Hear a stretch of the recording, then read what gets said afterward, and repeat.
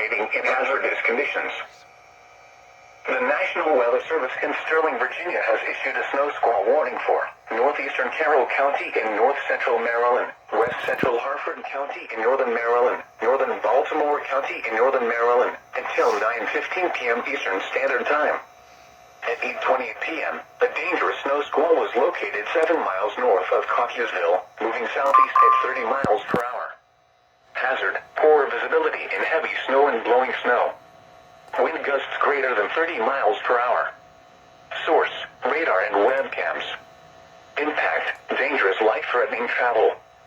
This includes Interstate 83 between Maryland 137 Mount Carmel Road and Maryland 45 York Road.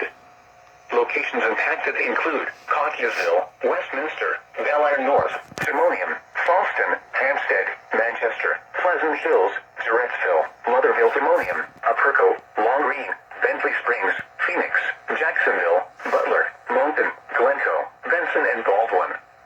Reduce your speed and turn on headlights. During snow squalls, the visibility may suddenly drop to near zero in whiteout conditions. The current time is 8:49 p.m. Eastern Standard Time.